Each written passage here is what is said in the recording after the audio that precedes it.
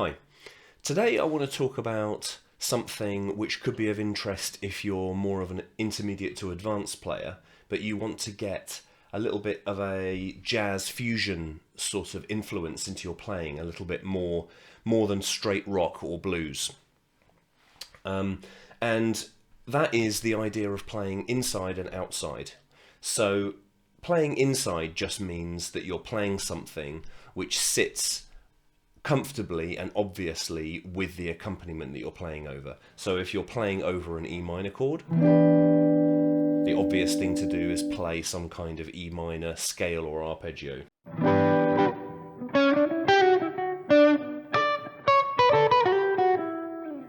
The two things are clearly related and they work really well together, and that's what we do most of the time.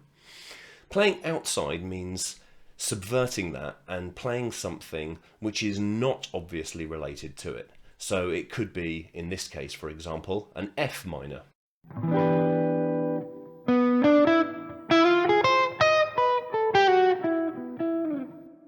Now what I did there was I started off by playing something in E minor or related to E minor, then I moved to F minor, and then I moved back to E minor. So I was inside, I went outside and back to inside. And that's what I'd like to talk about doing today.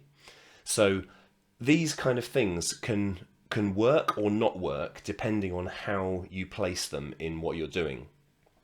And the two main things that it's important to remember is, one is that you need to be a bit sparing with the playing outside, because if you do it too much, it can get a bit lost.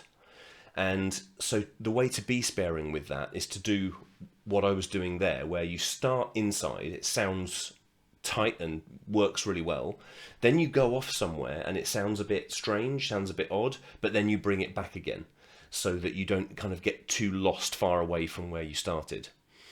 The second thing is that it's important that when you do play something outside, that it's something that has a kind of structure of its own. So what I mean by that is to play something where there is a clear shape, like an arpeggio or a scale, and it's identifiable on its own. So let me give you an example. It wouldn't work too well for me to play in E minor and then just to play one single note from the F minor scale and just leave it there. It just feels like a wrong note. But if I were to play an F minor arpeggio, that arpeggio has got its own internal structure and helps it to make sense. And